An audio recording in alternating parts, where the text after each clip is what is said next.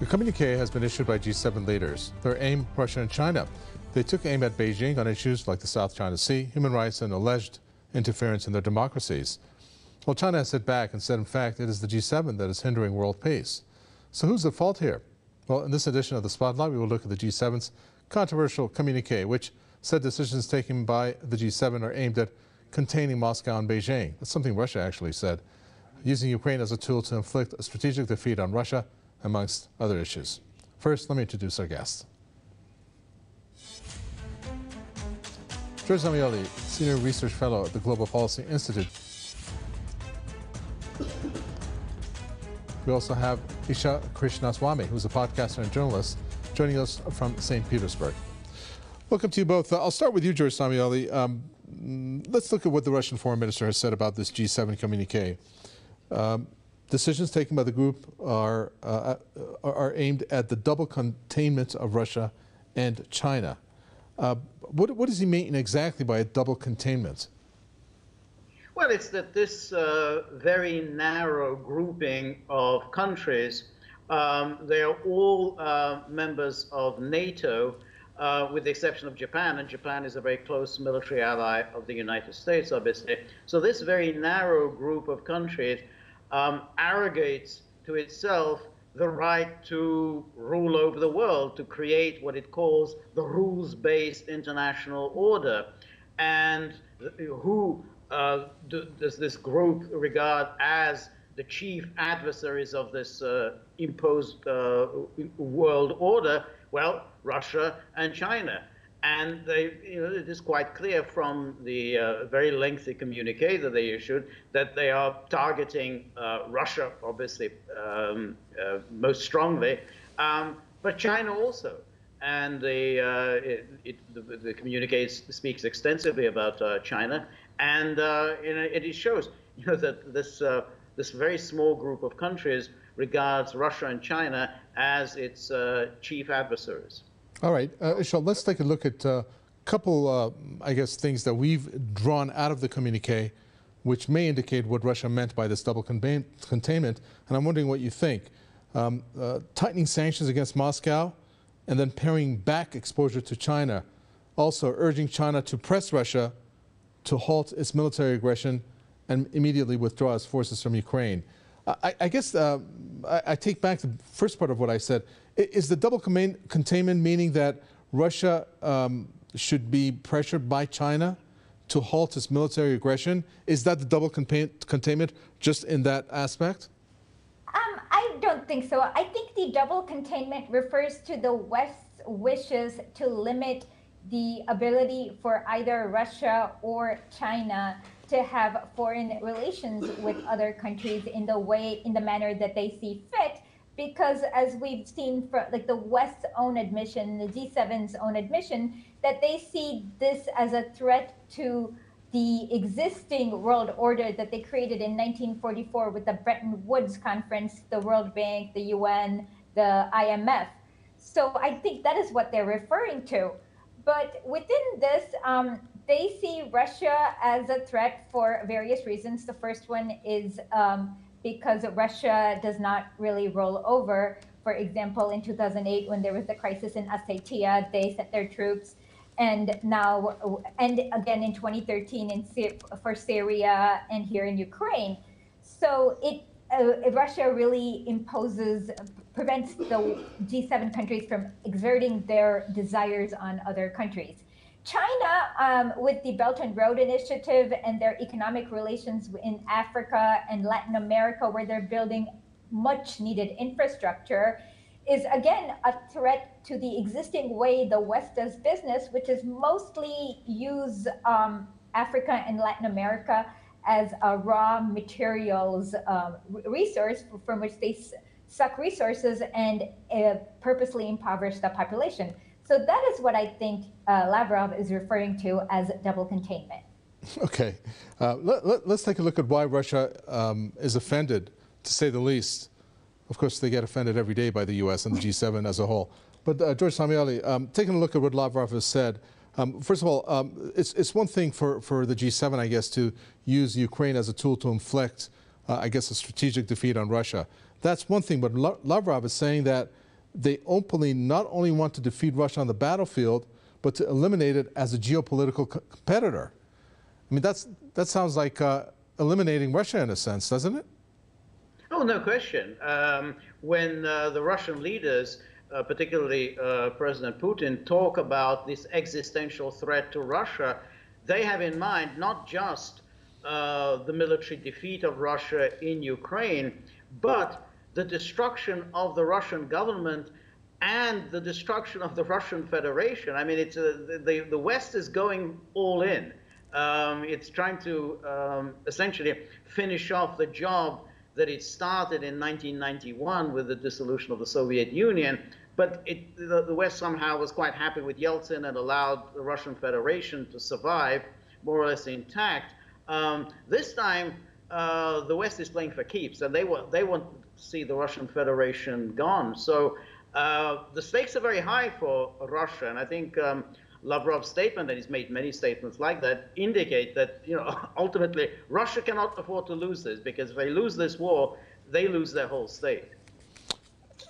When we hear, Esha, how, like our analyst there said, for Russia to be gone, the stance of the EU, or for others in the media perhaps saying for Russia to be gone, you know, when you take a look at that statement, it's, you know, it's beyond actually comprehension as to how Russia can be gone. I mean, you know, you can tell us how that is just not something that is based on reality.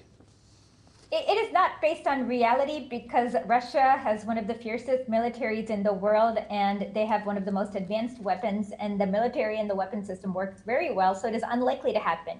But that does not change the fact that the West definitely has plans for this. Earlier this year in January, inside the EU headquarters, they had a meeting about the Federation after Russia, where they were planning some kind of Yugoslavia-like Balkanization project.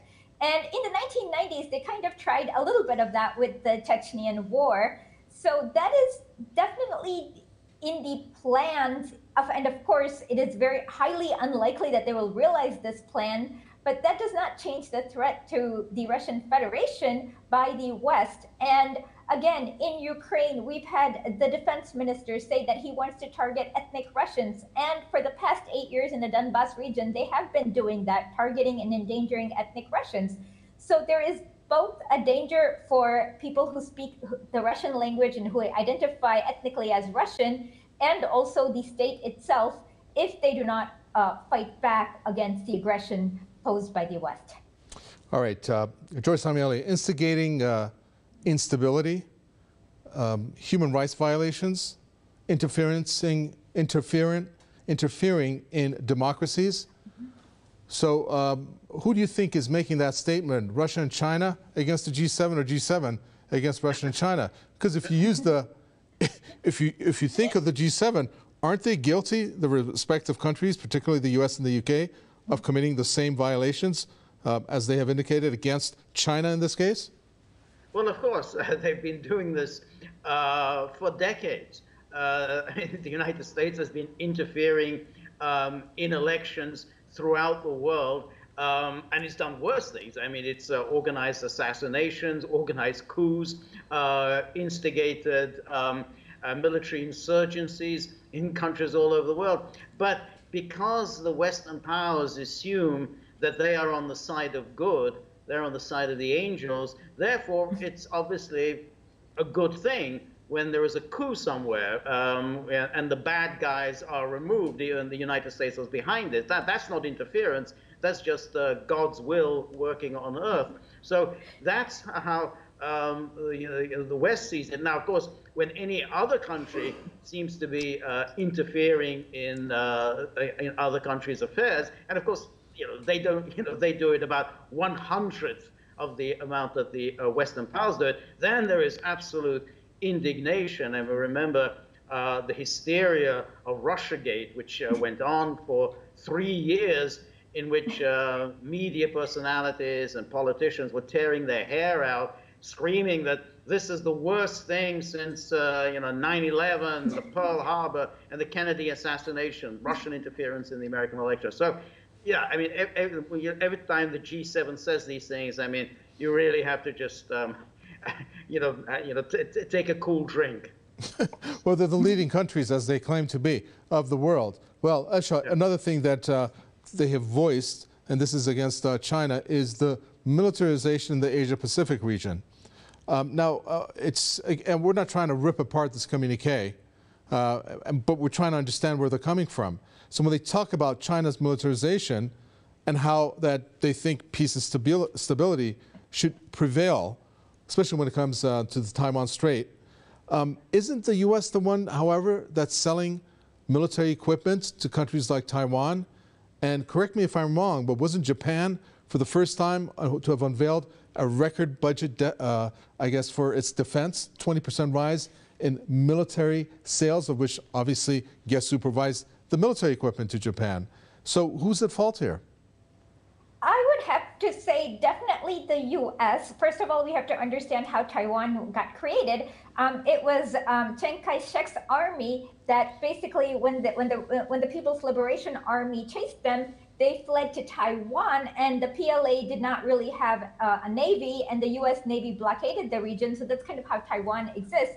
And both Taiwan and China recognize the one China policy. They just differ on when and how the reunification is going to happen. So that's the first thing. And the second thing is, if we look at a map, it's in the South China Sea, and China has every right to defend its ports in the South China Sea. And I have no idea what the US is doing all the way across the Pacific Ocean. And on top of it, the US is also saber rattling and trying to move the microchip industry out of Taiwan.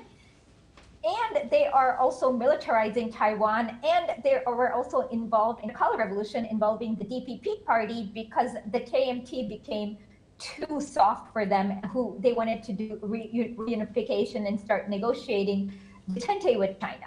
So I would say it's definitely U.S. is at fault, and China has been doing some sea drills with Russia in the Pacific. But that is a response to the U.S. Navy floats that are humongous, and they're in Samoa, they're in Marshall Islands. So I would definitely, just looking at a map and counting the distance between China and the South China Sea versus the U.S. shows you who's at fault here. All right, and I'm going to have to also get your take on this, George Samioli, because this is pretty important. Because last time we checked, the U.S. is provoking China in many different ways. There's been plenty of, I should say, alarm bells going off that there's a coming war with China. Not to mention the fact that we're looking at how North Korea, in a sense, is reacting the way it is towards the joint military exercises that the U.S. has held time and again with South Korea and also with Japan. Perhaps they're not looking for a solution there because that will keep there at least a reason to give the U.S. Justification for its presence there. So this all leads to instability. Isn't that something that the G7 countries take a note of when they're issuing this in their communique? Well, they should take a note of it, but of course they don't. I mean, because for them, China is just an aggressor state. You know, they're inexplicably doing these terrible things because they're a terrible country, a terrible regime. But of course, you're absolutely right. And what the United States is doing in Taiwan, and they say it explicitly, is pursuing what they call a porcupine strategy. In other words, they keep pouring arms into Taiwan and making it quite a strong, effective military power, so that should there arise a problem, but for instance, for China, they've already said the red line for them is if Taiwan declares independence. In other words, if Taiwan declares independence, they would have to resort to military action. They don't want to do it, but that's the red line. Well, if they pursue this, Americans help pursue this porcupine strategy, then that military action is going to become very, very difficult. And so what the Americans are doing in Taiwan is similar to what they were doing in Ukraine. I mean, they're building it up, building it up, building it up, until the point when Russia was just really was back against the wall and saying, well, we can't allow this. We can't allow this armed aircraft carrier on our borders, absolutely rabidly hostile to us with its guns pointing at us. We need to take action. And that could well happen in Taiwan. I mean, the more it gets built up as a formidable military power, the more the Chinese are going to decide we have to do something now before it's too late. All right, so we have about, I think, 17 minutes that we've torn apart the G7 in some sense. So let's look at one of the bright spots here, Esha, and it was something that von der Leyen said, of which she said it's been described as a PG2. It's an initiative of $600 billion, which sounds like a great amount of money for what she has referred to as top quality infrastructure, where Europe is proud to contribute half of it. I mean, this sounds great, right? But I'm wondering where the $300 billion is going to come from, while at the same time you have Europeans that are suffering so much from a cost of living crisis that they're out on the streets at least on a weekly basis. That kind of goes against their own economies, how people are suffering there. Why wouldn't she want to invest that kind of money in the countries of the EU? Well, because, like I said, because we've already determined the EU is a currency union that is based on austerity, and it is a way to enact austerity, privatization, on all the things that purposely impoverish the people. Today, I just read a report that at least 30% of France is now food insecure. And this is the first time in a long time where this has happened. And so, of course, the entire purpose of the EU is to take away monetary sovereignty from the countries and their ability to develop programs for their own citizens and to force them into the Eurozone where they're forced into austerity, like what happened with Greece and what is soon to happen with Italy and Spain. So yeah, it just goes counter to the design of the EU to actually use it to improve the lives of their own citizens. And as for the infrastructure project, I am very skeptical of what kind of infrastructure they plan on using and what their plans are, because it seems like they haven't been able to do the infrastructure like China or Iran. It just remains to be seen if they are modern and competitive in the 21st century. Okay, let's move on to the whole issue that they have stressed on, and that is no Chinese decoupling, George Samueli. Based on the communique, it said to coordinate our approach to economic resilience and economic security that is based on diversifying, deepening partnerships, and de-risking, not decoupling. So if they don't want to decouple from China, then why are they pushing to decouple from China? Yes, that's exactly right. This is the line that they've been taking. You know, they borrowed it from what they've been saying on Russia. So, well, we've got to eliminate our dependence on Russia. Now, they still keep buying stuff from Russia. They keep, you know, they still buy oil, they still buy gas, they still buy food, everything else from Russia, you know, precious metals, diamonds, gold, everything. They're still buying it. But they say, well, we are going to cut back on it. You know, we're going to slowly but surely, we're going to get less and less and less and less. So that's what they're now the line they're trying to do on China as well. Well, we're going to cut back on everything, that all our dependence on China. And, you know, and we would say, look, I mean, it's perfectly reasonable that powers should eliminate their economic dependence on anyone. I mean, you know, you should be self-sufficient to the best of your abilities. But that's not really what's going on here, because, of course, when you look at the EU is becoming a wholly owned subsidiary of the United States. So you may be decoupling from China, but you are not decoupling from the United States. So you basically Europe will become wholly dependent on energy imports from the United States, like, you know, the liquefied natural gas. And, you know, their economies are going to be shipped from the EU, where it's much too expensive, to the United States. And that will be that. That will be that as far as Europe being any kind of an economic power. So, you know, all the talk about, oh, we're decoupling from China, yeah, but you're in a much worse position than you were before. You are now wholly dependent on the United States. Indeed.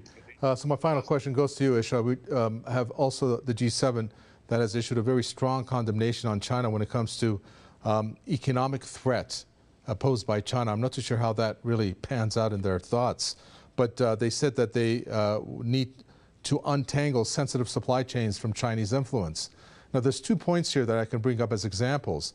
When it says that China should be out of the equation when it comes to supply chains, well, wasn't it the U.S. the one that blew up the Nord Stream 2 pipeline that led to a supply chain being disrupted there? And also when it comes to an economic threat, isn't the U.S. at risk of a default in their country of over $31 trillion, which could lead to a worldwide economic recession, or at a minimum for there to be a negative economic impact on the world financially? Oh, the answer is yes to both. So with the supply chain, it is in the 90s, it was Bill Clinton who decided to deindustrialize the US, and many companies chose China because back then China had a policy that was easy to create manufacturing there. And so it is kind of the West's own doing that China is involved in the supply chain of so many different industries. But China also has about 1.4 billion people, so it is very hard for anybody in the world to decouple from China. As for the supply chain, yes, the US blew up the Nord Stream, and on top of that, they're the ones who are enforcing sanctions upon Syria, Iran, North Korea, Russia, that really have the deleterious effect on the supply chain. For example, I was speaking to a man who worked at the shipyard here in St. Petersburg, and he was telling me how it is hard for them to build ships because certain parts come from Norway and other parts come from Japan, and they just can't get it. So a lot of them have been, so the shipping industry has been really hurt. So yeah, so the West has been doing that. And as for economic coercion, the West has had hundreds of years to build infrastructure in Africa, in Latin America, and in Asia, and they just haven't done it. For example, the UK has had at least 100 years, but China has been able to build the high-speed trains. So it is basically the West crying that China is being able to compete in the marketplace they created. Thank you very much. Unfortunately, we're fresh out of time. Isha Krishnaswamy, their podcaster and journalist from St. Petersburg. Thank you. Joyce Samiali, a pleasure. Senior Research Fellow, Global Policy Institute, London Metropolitan University from Budapest. With that, we come to an end for this edition of The Spotlight. From Mikava Tawe and the team, it's goodbye.